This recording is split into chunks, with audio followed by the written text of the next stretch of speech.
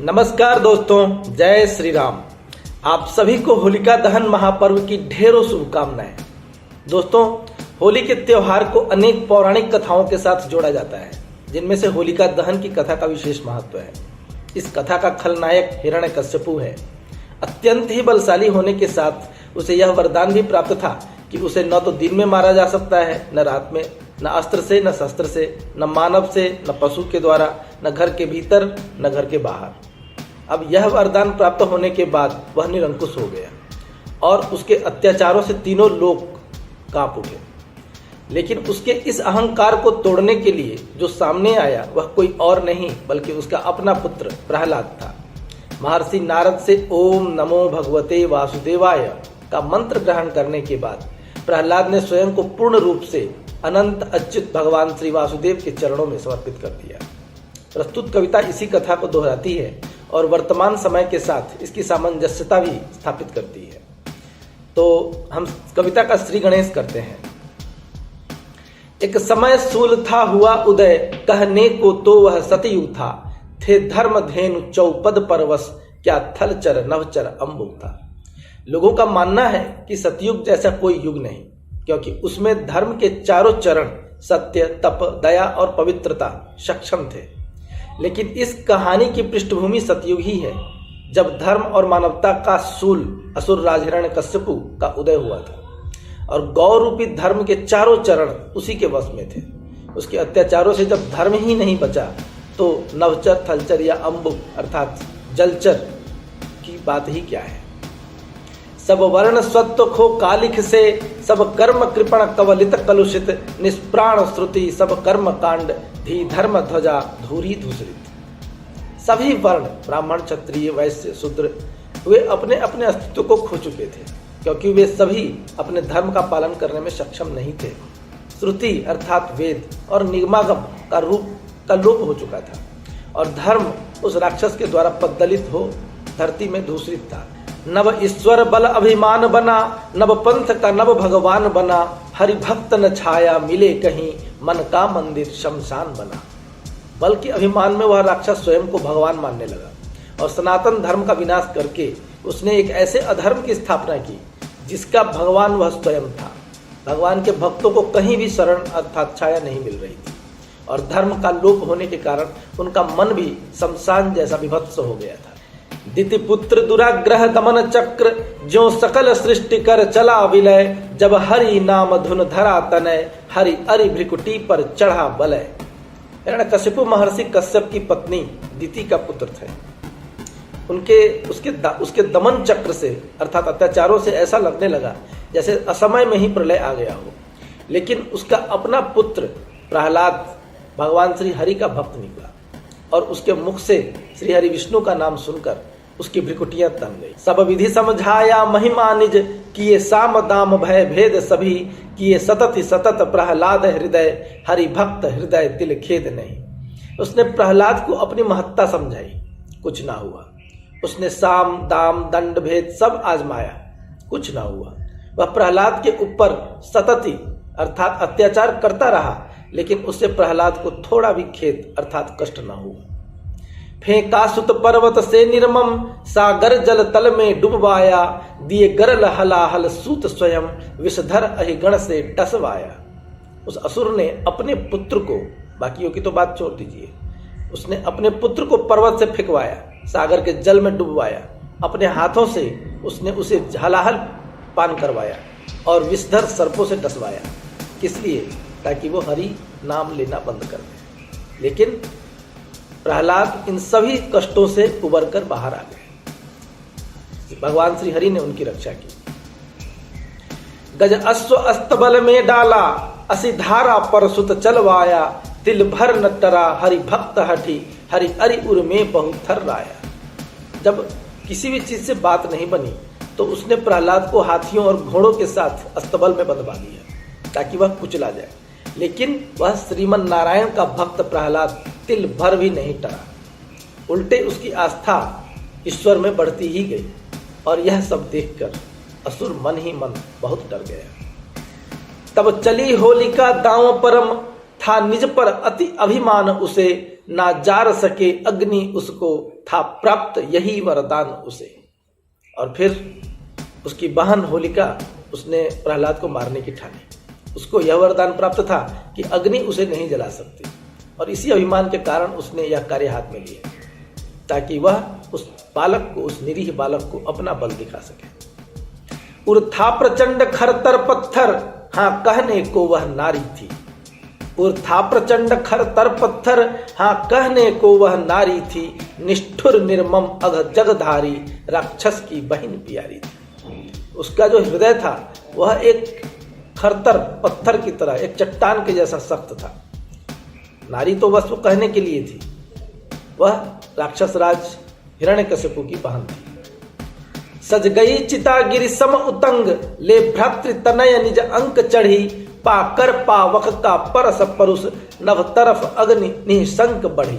उसके इस कार्य के लिए एक बहुत ही विशाल चिता तैयार की गई, और होलिका अपने भतीजे को पुचकारती हुई गोद में लेकर उस चिता के ऊपर चढ़ गई। जब चिता में अग्नि लगाई गई तो उसकी लपटें आसमान को छूने लगी और सब कुछ धू धू करके जलने लगा। निर्लिप्त अगन हरि नाम मगन, ज्यों अंक धरे हिमवान स्वयं। क्या जार सके अग्नि उसको, जिसको राखे भगवान स्वयं। लेकिन जिसके लिए चिता तैयार की गई थी और आग लगाई गई थी, वह प्रहलाद इन सब से निर्लिप्त, जैसे वह हिमालय की गोद में बैठा हो, भगवान श्री मधुसूदन के चिंतन में खोया रहा। उस भक्त को अग्नि क्या जलाएगी जिसकी रक्षा स्वयं भगवान करते हो, अर्थात प्रहलाद का बाल भी बांका न हो। पर जरी अगन होलिका स्वयं, हत प्रभ मिथ्या वरदान बना।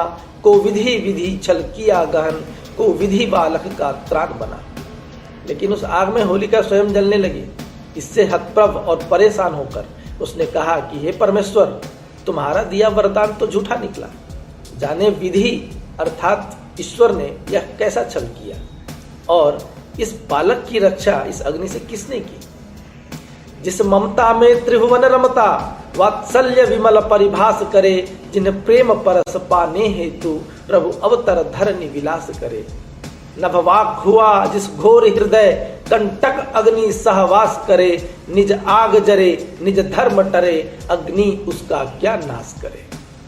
होलिका को तुरंत ही आकाशवाणी के रूप में उसका उत्तर मिला कि जिस नारी की ममता में समस्त त्रिभुवन रमता है, जो नारी वात्सल्य भाव को परिभाषित करती है, जिस नारी के प्रेम स्पर्श को पाने के लिए स्वयं भगवान श्री हरि धरती पर अवतार ग्रहण करते हैं, उसका हृदय यदि ऐसा भयंकर हो, ऐसा घोर हो, जिसमें ऐसी कलुषित अग्नि जल रही हो, जो एक निरीह बालक पर भी न करुणा कर सकती है, न दया कर सकती है, और उस बालक ने, जिसने उसका कुछ भी नहीं बिगाड़ा, उसके साथ ऐसा छल कर सकती है, तो उसको बाहरी चिता की अग्नि क्या जलाएगी। वह तो अपने हृदय में जलते हुए उस कलुष रूपी अग्नि से ही भस्म होती है। इसलिए हे होलिके, तुम स्वयं अपनी ही अग्नि में जली हो, तुम्हें अग्नि ने नहीं जलाया। विस्मित हत प्रभ भयाक्रांत असुर, अब मृत्यु निकट यह पहचाने। है कहाँ तेरा भगवान कहो, खंभे पर असीधा ताने। होलिका का तो खेल खत्म हो गया। अब यह देखकर हिरण्यकशिपु आश्चर्य में पड़ गए, डर गए।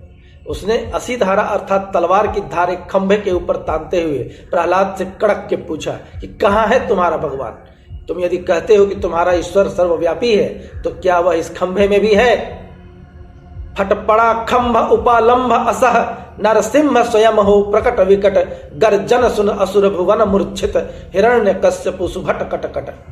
इधर उसकी वह बात पूरी हुई, और जैसे उसके उपालंभ अर्थात उलाहना को सुनकर खंभा भी फट पड़ा, और विकराल रूप धारण किए हुए भगवान श्री नरसिंह प्रकट हुए, जिनकी गर्जना सुनकर समस्त असुर समुदाय जैसे मूर्छित सा हो गया, और हिरण्यकशिपु भी क्रोधित हो दांत कटकटाने लगा। फिर तो वहां उन दोनों में महासंग्राम छिड़ गया।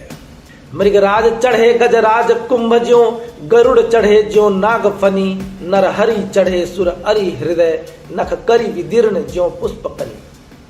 जैसे मृगराज सिंह हाथी के कुंभ अर्थात उसके मस्तक पर हमला करता है, जैसे गरुड़ नागराज के फन पर हमला करता है, वैसे ही भगवान श्री हरि विष्णु ने हिरण्यकशिपु के छाती पर अपने नख रूपी शस्त्रों से हमला कर दिया, और उसे उसी तरह चीर दिया जैसे वह उसकी कठोर छाती न होकर फूलों की कोई पत्तियां हो। प्रभु धरे अंक प्रहलाद अलख, सेवक उर को निधि चाह रही, विपरीत रीत वो क्या जाने, जिस उर हरि चरण की थाह रही। असुर का वध करने के बाद भगवान श्री हरि नरसिंह ने प्रहलाद को अपने गोद में बैठाया। एक भक्त को और क्या चाहिए, क्योंकि अपने स्वामी का ध्यान करने वाले भक्त को यदि स्वामी के हृदय में स्थान मिल जाए तो उससे बड़ी कोई चीज नहीं हो सकती। और जिस हृदय में स्वयं भगवान के चरण कमल विराजते हैं उसके साथ कुछ भी विपरीत तो नहीं हो सकता, हर हाल में उसकी रक्षा होती ही है। बालक ही था प्रहलाद परंतु धर्म ध्वजा ले खड़ा रहा, अविजित अवध्य खल अंधकार हरिनाम कवच धर अड़ा रहा। प्रहलाद मात्र एक बालक था, लेकिन वह अन्याय के खिलाफ, अधर्म के खिलाफ धर्म की ध्वजा को लेकर के खड़ा रहा। उसने उस अविजित और अवध्य निशाचर का सामना मात्र हरि नाम का के कवच पर के साथ किया। हो अभय सनातन धर्म पुनः श्रुति निगमागम उद्धार हुआ, सब कर्म कांड फिर हुए सचल, सब वर्ण वर्ण श्रृंगार हुआ। जो चीर रात्रि के अंत क्षितिज पर सूरज का सामान मिला, जो शीत लहर के पहरों से नवरंगों का वरदान मिला। तो सनातन धर्म वेद निगमागम का फिर से उद्धार हुआ। दुनिया के समस्त कर्म अपने अपने कर्मों में लग गए और समस्त वर्ण अपने अपने कर्मों में प्रवृत्त होकर विकास करने लगे। समस्त लोगों को असीम शांति और सुख का अनुभव हुआ। ठीक उसी तरह जैसे लंबी अंधेरी रात के बाद सूर्योदय होता है और शीतलहरी के प्रकोप के बाद वसंत ऋतु का आगमन होता है। कण कण बसते भगवान स्वयं, मन चिंतन कण एक काफी है, विश्वास अटल निज धर्म यदि प्रगटेगा जो सब व्यापी है। प्राचीन प्रभा की अरि तिमिर, सुर असुर सनातन रण जैसे, क्या अंतरतम है कितना गहन, भागे लख ज्योति कण जैसे। कुछ लोग कहते हैं कि आप हर साल होलिका दहन करते हो, फिर भी होलिका का अंत नहीं होता, ऐसा क्यों? तो उत्तर में मैं यही कहना चाहूंगा कि अंधकार और प्रकाश सनातन शत्रु है। इनके बीच का संघर्ष उतना ही पुराना है जितना देवासुर संग्राम। लेकिन अंधकार चाहे जितना भी बलशाली क्यों ना हो, उसे भगाने के लिए प्रकाश की एक चिंगारी ही काफी होती है। हो दहन होलिका साल साल, तम की वह अविरल थाती है, दिन कर हरता तम फिर फिरता, लड़ता फिर लौ ले पाती है। होलिका भी उसी तरह अंधकार का प्रतिनिधित्व करती है और उसका दहन होना ही चाहिए। जैसे दिन में सूर्य की उपस्थिति में अंधकार दूर रहता है, लेकिन सूर्य के अस्त होने के साथ ही वह फिर पलटकर वापस आ जाता है। तब धर्माचरण करने वाले लोग दिया जलाकर या प्रकाश के अन्य स्रोतों का उपयोग करते हैं और उसे भगाते हैं। यह एक कंटिन्यूअस टास्क है, इसीलिए हर साल होलिका को भी जलाया जाता है। और वैदिक वांग्मय भी यही कहती है, तमसो माँ ज्योतिर्गमय। एक बार प्रकाश कर देने से वह प्रकाश रहेगा नहीं। चलकर आएंगे हरि स्वयं, बस थोड़ा सा हुंकार करो, अड़ी हरकेगा जो ग्राम सिंह, फिर रंगारंग श्रृंगार करो। यदि आप अत्याचार और अन्याय के खिलाफ आवाज उठाते हो, थोड़ी सी भी आवाज उठाते हो, तो आपकी मदद स्वयं श्री हरि करते हैं। ठीक उसी तरह यदि कोई ग्राम सिंह आपके पीछे पड़ जाए और आप भागो, तो वह आपके पीछे और पड़ेगा, हो सकता है आपको पकड़कर काट भी ले।